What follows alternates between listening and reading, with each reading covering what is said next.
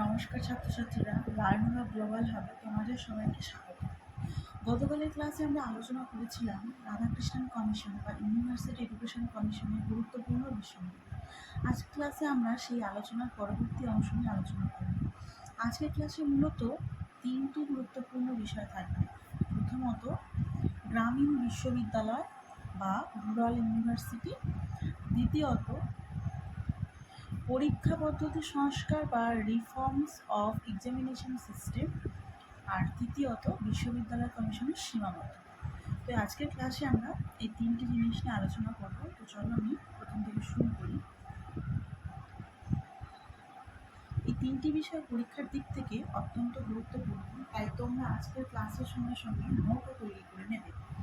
প্রথমে আমরা জানাই রুরাল ইউনিভার্সিটি বলতে কী বোঝায়। রুরাল ইউনিভার্সিটির বাংলা অর্থ হলো গ্রামীণ বিশ্ববিদ্যালয়।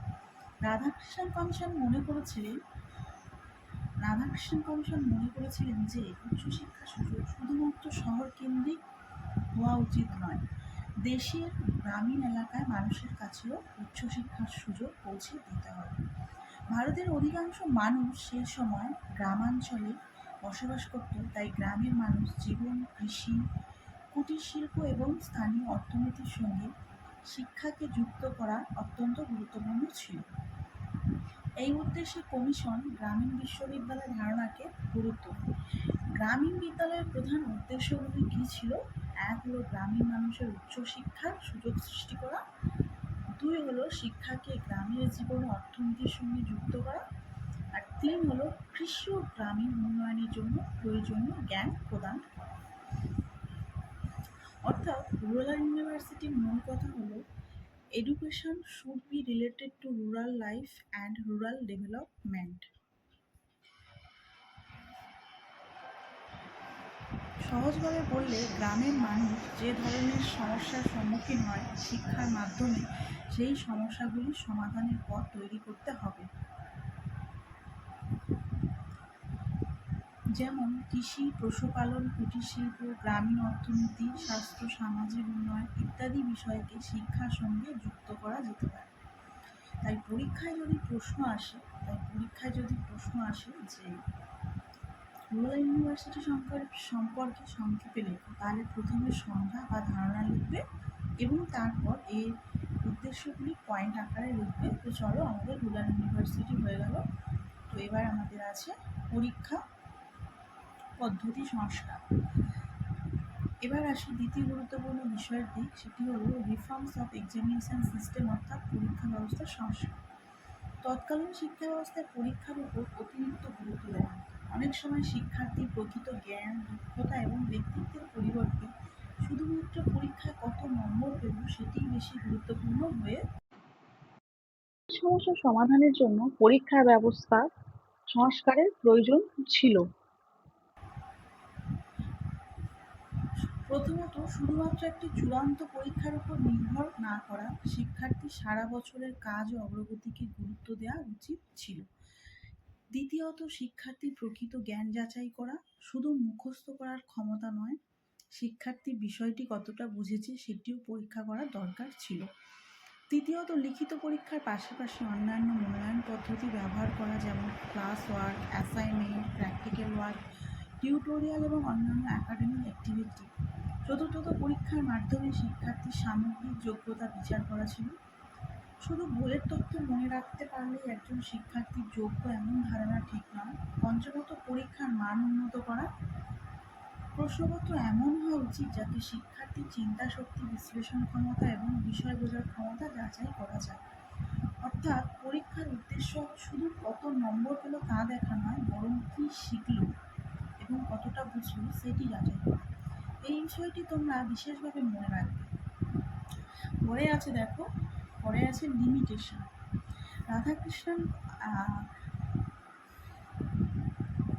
রাধাকৃষ্ণন কমিশন উচ্চশিক্ষার ক্ষেত্রে অত্যন্ত গুরুত্বপূর্ণ বিভিন্ন সুপারিশ করেছিল, কিন্তু কমিশনের সব সুপারিশ বাস্তবে সম্পূর্ণভাবে কার্যকর করা সম্ভব হয়নি। এর কয়েকটি কারণ ছিল। প্রথমত, অর্থের অভাব। নতুন শিক্ষা প্রতিষ্ঠান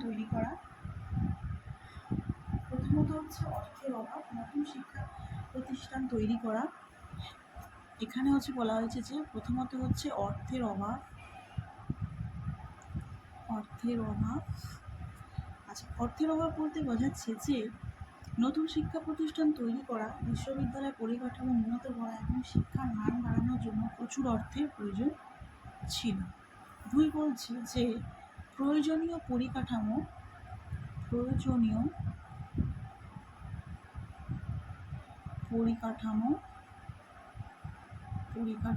অভাব। অনেক জায়গায় পর্যাপ্ত ভবন, গ্রন্থাগার বা ল্যাবরেটরি এবং অন্যান্য শিক্ষা সামগ্রীর অভাব ছিল, যার ফলে সেই শিক্ষা ব্যবস্থাটা সম্পূর্ণভাবে কার্যকর হয়নি। তৃতীয়ত ছিল যে দক্ষ শিক্ষকের অভাব।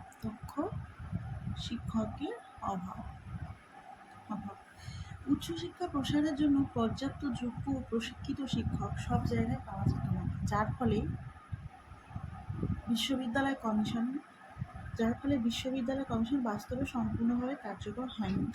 পঞ্চমত ছিল যে সব সুপারিশ বাস্তবায়নের ক্ষেত্রে প্রশাসনিক সমস্যা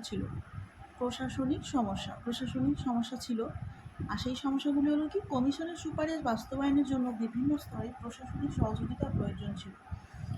দেশের তৎকালীন সামাজিক অর্থনৈতিক পরিস্থিতি একটা বড় বাধা ছিল। সামাজিক ও অর্থনৈতিক পরিস্থিতি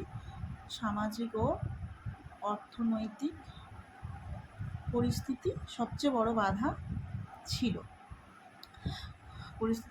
পরিস্থিতির সব থেকে বড় বাধা ছিল। স্বাধীনতার পর ভারত তখন নতুনভাবে দেশ গঠনের পথে এগোচ্ছিল, ফলে শিক্ষাক্ষেত্রে সব ধরনের সংস্কার একসঙ্গে বাস্তবায়ন করা কঠিন ছিল। তাই আমরা বলতে পারি রাধাকৃষ্ণন কমিশন এর সুপারিশগুলি ভারতীয় উচ্চশিক্ষার উন্নয়নের ক্ষেত্রে অত্যন্ত গুরুত্বপূর্ণ হলেও সেইগুলি সবকটি সম্পূর্ণভাবে বাস্তবায়িত হয়নি। এবার আসি কনক্লুশনে। তাহলে আজকের ক্লাসে আমরা 3টি গুরুত্বপূর্ণ বিষয় আলোচনা করলাম। প্রথমত আলোচনা করলাম রুরাল ইউনিভার্সিটি সম্পর্কে, তারপর আলোচনা করলাম রিফর্মস অফ এডুকেশন সিস্টেম, তারপরে আলোচনা করলাম এবং সর্বশেষে আলোচনা করলাম limitation of university education commission. তোমরা আজকে 3টি বিষয় ভালোভাবে পড়বে এবং বিশেষ করে পরীক্ষার জন্য পয়েন্টগুলি মনে রাখবে। আজকের ক্লাস থেকে একটি বিষয় অবশ্যই মনে রাখবে যে রাধাকৃষ্ণন কমিশনের মূল লক্ষ্য ছিল ভারতীয় উচ্চশিক্ষার মান উন্নত করা এবং শিক্ষাকে আরও বাস্তবমুখী বা মানবিক সমাজোপযোগী করে তোলা। গতকালের পার্ট 1 এবং আজকের পার্ট 2 দুটো ভালোভাবে পড়লে রাধাকৃষ্ণন কমিশনের এই অংশটি তোমাদের অনেকটা পরিষ্কার হয়ে যাবে। আজকের ক্লাসটি যদি তোমাদের উপকারে আসে তাহলে অবশ্যই ভিডিওটি লাইক করবে, বন্ধুদের সঙ্গে শেয়ার করবে এবং প্রাণবা গ্লোবাল হাব চ্যানেলটি সাবস্ক্রাইব করে পাশে থাকবে। পরবর্তী ক্লাসে আমরা ইউনিট 1-এ আরও গুরুত্বপূর্ণ বিষয় এবং পরীক্ষায় আসার মতো প্রশ্ন নিয়ে আলোচনা করব। আজকের মতো এখানেই শেষ। সবাই ভালো থাকো, মন দিয়ে পড়াশোনা করো। ধন্যবাদ।